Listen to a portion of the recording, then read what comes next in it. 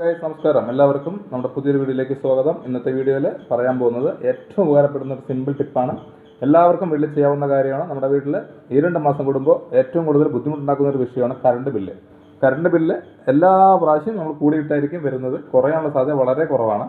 അപ്പോൾ അതിൽ കുറേ കാര്യങ്ങളുണ്ടെങ്കിലും ഏറ്റവും ഇമ്പോർട്ടൻ്റ് ആയിട്ട് ശ്രദ്ധിക്കേണ്ട ഒരു സാധനമാണ് ഫ്രിഡ്ജ്. പ്രത്യേകിച്ചിട്ട് ഇച്ചിരി ഓൾഡ് ആയിട്ടുള്ള ഫ്രിഡ്ജ് ആണെങ്കിൽ മസ്റ്റായിട്ട് നിങ്ങൾ ഈ ഒരു കാര്യങ്ങൾ ശ്രദ്ധിക്കുക. വളരെ എളുപ്പത്തിൽ പറഞ്ഞു തരാവുന്നതാണ്. നിങ്ങൾ അതുപോലെ വീട്ടിൽ ചെയ്യുക. അറിയാത്തവരുണ്ടെങ്കിൽ തീർച്ചയായിട്ടും ഇതൊന്ന് ഫോളോ ചെയ്യുക.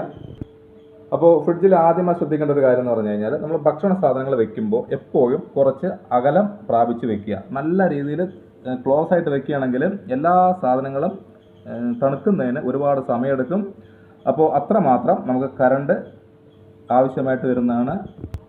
അതുകൂടാതെ നമ്മൾ ചൂടുള്ള സാധനങ്ങൾ വെക്കുകയാണെങ്കിൽ നമ്മൾ ആ ചൂടോടെ തന്നെ ഫ്രിഡ്ജിനകത്തോട്ട് വെക്കാതിരിക്കുക.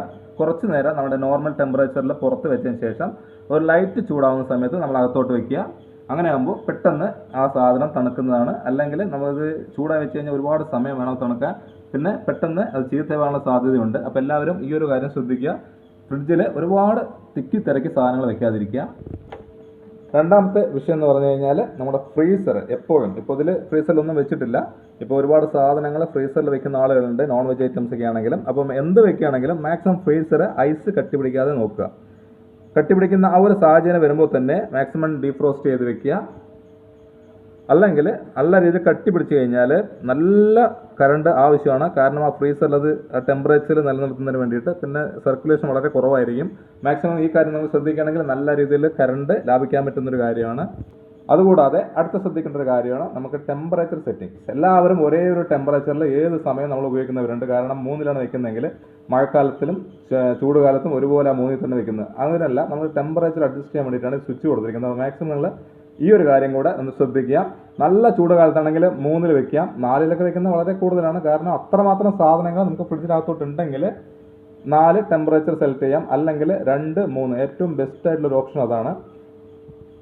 അപ്പോൾ ഈ രീതിയിൽ ടെമ്പറേച്ചർ സെറ്റ് ചെയ്യുക. നല്ല രീതിയിൽ കറണ്ട് സേവ് ചെയ്യാൻ പറ്റുന്നതാണ്. ഇനി അടുത്ത എല്ലാവരും ചെയ്യുന്ന ഒരു സൂത്രമാണ്, നമുക്ക് ഇടയ്ക്കിടയ്ക്ക്, അതായത് നല്ല രീതിയിൽ ഫ്രിഡ്ജ് തണുത്ത് കഴിഞ്ഞാൽ ഉടനെ തന്നെ നമ്മൾ സ്വിച്ച് ഓഫ് ചെയ്യും. പക്ഷെ നല്ല കാര്യമാണ്. പക്ഷെ ചെയ്യുന്ന സമയമാണ് പ്രധാനം. നമ്മൾ പകല് മാക്സിമം സ്വിച്ച് ഓഫ് ചെയ്യാതിരിക്കുക. കാരണം പെട്ടെന്ന് ഉള്ളിലെ തണുപ്പ് പോകുന്നതാണ്. അപ്പോൾ നിങ്ങൾക്ക് ഫ്രിഡ്ജ് സ്വിച്ച് ഓഫ് ചെയ്യണമെന്നുണ്ടെങ്കിൽ മാക്സിമം നമുക്കൊരു രാത്രി, അതായത് രാത്രി എന്ന് പറഞ്ഞാൽ അർദ്ധരാത്രി ആണെങ്കിൽ നമ്മൾ ചിലപ്പോൾ ഉറങ്ങിപ്പോകും. അപ്പോൾ ഒരു 7 മണിക്കൊക്കെ ശേഷം ഒരു 3-4 മണിക്കൂറൊക്കെ നമുക്ക് ഫ്രിഡ്ജ് തണുത്ത് കഴിഞ്ഞ ശേഷം ഓഫ് ചെയ്തിട്ട് കഴിഞ്ഞാൽ ആ 3-4 മണിക്കൂർ നമുക്ക് ആ ഉള്ള തണുപ്പ് കണ്ടിന്യൂസ് ആയിട്ട് നിൽക്കും. അപ്പോൾ അത്ര നമുക്ക് കറണ്ട് സേവ് ചെയ്യാൻ പറ്റും. അടുത്ത ശ്രദ്ധിക്കേണ്ട ഒരു ഇമ്പോർട്ടൻ്റ് കാര്യമാണ്, നമ്മൾ പഴയതരം ഫ്രിഡ്ജുകളിൽ ഇതിൻ്റെ കോയിലെല്ലാം ഫ്രിഡ്ജിൻ്റെ പുറത്തോട്ടാണ് വരുന്നത്. അപ്പോൾ നമ്മൾ കോയിൽ ടച്ച് ചെയ്ത് കഴിഞ്ഞാൽ അറിയാൻ പറ്റും നല്ല രീതിയിൽ ചൂടുണ്ടാവും. അപ്പോൾ നമ്മൾ വീട്ടിൽ വെക്കുന്ന സമയത്ത് ഈ ഒരു ചുമരും ഈ ഫ്രിഡ്ജും തമ്മിൽ ഓൾമോസ്റ്റ് ഒരു 1/2 അടിയെങ്കിലും നമ്മളൊരു ഗ്യാപ്പ് വിട്ടിട്ട് വേണം വെക്കണമെങ്കിൽ. അല്ലെങ്കിൽ നമുക്കിത് പൊതുവേ ഫ്രിഡ്ജിൻ്റെ വർക്ക് എന്ന് പറഞ്ഞത് കോയിൽ ചൂടായി കഴിഞ്ഞാൽ ഓൾറെഡി അത് കട്ട് ഓഫ് ആവും ഓട്ടോമാറ്റിക്കായിട്ട്. അപ്പോൾ ചുമരുന്ന അടുത്ത് ഒരുപാട് നമ്മൾ അടുത്ത് വെക്കുകയാണെങ്കിൽ കട്ട് ഓഫ് ആകാനുള്ള സമയം കൂടുതലെടുക്കും. അപ്പോൾ അത്രമാത്രം വർക്ക് ചെയ്യേണ്ടി വരും. പിന്നെ അതുകൂടാതെ തന്നെ നമ്മൾ മഴക്കാലത്തൊക്കെ ഇടിയൊക്കെ പൊട്ടുന്ന സമയത്ത് ചുമരിൻ്റെ അടുത്ത് വെക്കുകയാണെങ്കിൽ പെട്ടെന്ന് ഇത് നശിച്ചു പോകാനുള്ള സാധ്യത കൂടുതലാണ്. കാരണം പെട്ടെന്നത് ഷോക്ക് വരാനും ഫ്രിഡ്ജ് തന്നെ അടിച്ചു പോകാനുള്ള സാധ്യതയുണ്ട്. അപ്പോൾ മാക്സിമം നിങ്ങളെപ്പോഴും ഈ ഒരു കാര്യം ശ്രദ്ധിക്കുക. മാക്സിമം 1 അടിയെങ്കിലും വിടുക, അല്ലെങ്കിൽ ഒരു 1/2 അടിയെങ്കിലും മാക്സിമം, അല്ലെങ്കിൽ ചുമരിൽ നിന്ന് ഗ്യാപ്പ് ഇടാൻ ശ്രമിക്കുക. ഇനി ശ്രദ്ധിക്കേണ്ട അടുത്തൊരു ഇമ്പോർട്ടൻ്റ് കാര്യമാണ്, നമുക്ക് ഫ്രിഡ്ജ് തണുപ്പ് കുറവാണെന്ന് പറഞ്ഞു കഴിഞ്ഞാൽ പെട്ടെന്ന് മെക്കാനിക്കിനെ വിളിച്ച് പൈസ കളയേണ്ട കാര്യമൊന്നുമില്ല കേട്ടോ. കപ്പാസിറ്റർ, അതുപോലെ റിലേ തുടങ്ങിയ സാധനങ്ങൾ ഇതുപോലുള്ള ഫ്രിഡ്ജുകൾ നമുക്ക് ഈസി ആയിട്ട് റീപ്ലേസ് ചെയ്യാൻ പറ്റുന്നതാണ്. അപ്പോൾ തണുപ്പ് കുറവാണ്, ഫ്രിഡ്ജ് വർക്ക് ചെയ്യുന്നുണ്ടെങ്കിൽ തീർച്ചയായിട്ടും ഈ ഒരു സാധനം മാറ്റിയാൽ മതി. 10-30 രൂപയുടെ ചിലവേ ഉള്ളൂ. അതുപോലെ തന്നെ റിലേയും ഒന്ന് ശ്രദ്ധിക്കുക ഇടയ്ക്കിടയ്ക്ക്. അതായത് ഇപ്പോൾ പെട്ടെന്ന് നമ്മൾ കട്ട് ഓഫ് ആകുമ്പോൾ നല്ല രീതിയിൽ സൗണ്ട് വരുന്നുണ്ടെങ്കിൽ നിങ്ങൾക്ക് മനസ്സിലാക്കുക റിലേ പോയിരിക്കുകയാണ്. അതുപോലെ തന്നെ തണുപ്പ് കുറവാണെങ്കിൽ കപ്പാസിറ്റർ ഒന്ന് മാറ്റി നോക്കുക. അങ്ങനെ നിങ്ങൾക്ക് കറണ്ട് ബില്ല്, കാരണം കപ്പാസിറ്റർ പവർ ഇല്ലെങ്കിൽ നല്ല രീതിയിൽ കറണ്ട് വലിക്കുന്നതാണ്. അപ്പോൾ ആ ഒരു കാര്യം കൂടി നമ്മൾ ശ്രദ്ധിക്കുക. ഇനി ഫ്രിഡ്ജിനകത്തോട്ട് ശ്രദ്ധിക്കേണ്ട ഒരു കാര്യം എന്ന് പറഞ്ഞു കഴിഞ്ഞാൽ, കുറേ കാലം നമുക്ക് തണുപ്പായതുകൊണ്ട് ഇതിൻ്റെ ബീഡിങ് നല്ല സോഫ്റ്റ് ആയിരിക്കും നമ്മൾ പുതിയ ഫ്രിഡ്ജുകളിലെല്ലാം. പക്ഷേ കുറേ ആ സമയത്ത് ഹാർഡാവാനുള്ള സാധ്യതയുണ്ട്.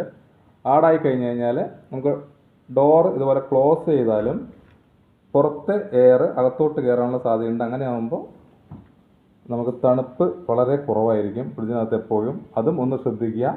അത് ശ്രദ്ധിക്കാൻ ഒരു എളുപ്പ വഴിയുണ്ട്. ആ ഒരു ടെക്നിക്ക് നിങ്ങൾ ചെയ്യുകയാണെങ്കിൽ നമുക്ക് ഡോറ് ക്ലോസ് ചെയ്യുമ്പോൾ നമുക്ക് കറക്റ്റായിട്ട് അടയുണ്ടോ നമുക്ക് നോക്കാം.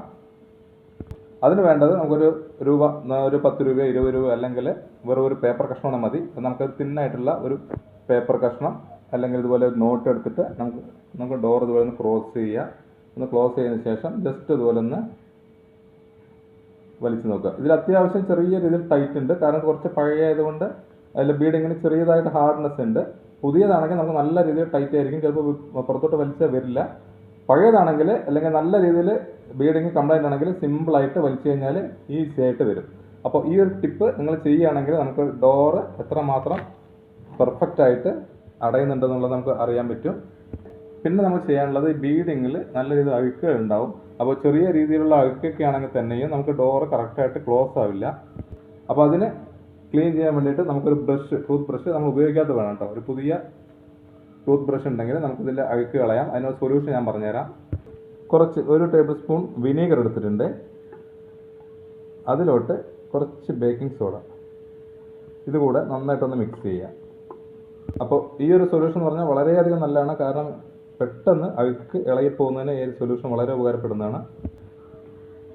അതിനുശേഷം നമ്മളൊരു ബ്രഷ് എടുത്ത് ജസ്റ്റ് ആ സൊല്യൂഷനിലൊന്ന് മുക്കിയതിന് ശേഷം ഇതുപോലെ ഒന്ന് വരച്ചു കൊടുക്കുക. മാക്സിമം നിങ്ങൾ ശ്രദ്ധിക്കേണ്ട ഒരു കാര്യം, ഫ്രിഡ്ജ് ഓഫ് ചെയ്തതിന് ശേഷം മാത്രം ഇത് ചെയ്യുക. അപ്പോൾ നിങ്ങൾ കണ്ടിന്യൂസ് ആയിട്ട് ഇത് ചെയ്ത് കഴിഞ്ഞാൽ നമുക്കിതിലുള്ള ഭാഗങ്ങളെല്ലാം അഴുക്ക് ഈസി ആയിട്ട് കളയാൻ പറ്റും. ഇതുപോലെ അഴുക്കുകൾ നല്ല രീതിയിൽ അഴുക്കുണ്ടാകും. അപ്പോൾ ഈ ഒരു ഭാഗത്തെല്ലാം നല്ല രീതിയിൽ ഉരച്ച് പുറത്തേക്ക് കൊടുക്കുക കേട്ടോ. ഒരു 5 മിനിറ്റിൽ പണിയേ ഉള്ളൂ.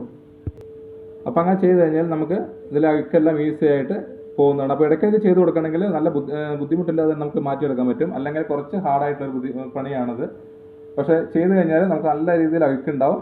അതിപ്പോൾ എത്രയൊക്കെ നമ്മൾ സൂക്ഷിച്ച് കഴിഞ്ഞാലും ഇതിൽ അഴുക്ക് വരാനുള്ള സാധ്യതയുണ്ട്. കാരണം ഇതിനകത്ത് പല രീതിയിലുള്ള കെമിക്കൽ റിയാക്ഷൻ നടക്കുന്നുണ്ട് എന്നുള്ളത് വളരെ സത്യ ഒരു കാര്യമുണ്ട്. കാരണം അത് ചൂട് തണുപ്പ് എല്ലാം കൂടി ഒരു മിക്സ് ആയതുകൊണ്ട് അപ്പോൾ എത്രയൊക്കെ സൂക്ഷിച്ചാലും നമുക്ക് ഇതിനകത്തോട്ട് അഴുക്കുണ്ടാവാനുള്ള സാധ്യതയുണ്ട്. മാക്സിമം ഒന്ന് ക്ലീൻ ചെയ്ത് നോക്കുക. അപ്പോൾ ഈ കാര്യങ്ങളെല്ലാം ചെയ്തിട്ട് കറക്റ്റായിട്ട് നിങ്ങൾ ക്ലോസ് ചെയ്യണമെങ്കിൽ ഡോർ നല്ല രീതിയിൽ ക്ലോസ് ആവുന്നതാണ്. അതുപോലെ ശ്രദ്ധിക്കേണ്ട വേറൊരു കാര്യമാണ്, നമ്മൾ ഇടയ്ക്കിടയ്ക്ക് സാധനങ്ങൾ എടുക്കാനായിട്ട് നമ്മൾ ക്ലോസ് ചെയ്യും, വീണ്ടും ഓപ്പൺ ചെയ്യും. നമ്മളൊരു 10-20 സെക്കൻഡൊക്കെയാണ് നമ്മളൊരു സാധനം എടുക്കുന്നെങ്കിൽ ഫ്രിഡ്ജ് ഓപ്പൺ ചെയ്ത് വെക്കുന്നതാണ് നല്ലത്. അല്ലാതെ നമ്മളൊരു സാധനം എടുക്കുന്നു വീണ്ടും ക്ലോസ് ചെയ്യുക, വീണ്ടും അത് ഓപ്പൺ ചെയ്യുകയാണെങ്കിൽ അതും പെട്ടെന്ന് ഫ്രിഡ്ജിൻ്റെ തണുപ്പ് കുറയാനുള്ള സാധ്യത കൂട്ടുന്നതാണ്. അപ്പോഴും നല്ല രീതിയിൽ കംപ്രസറിന് വർക്ക് വരും, കറണ്ട് അത്രമാത്രം വലിക്കും.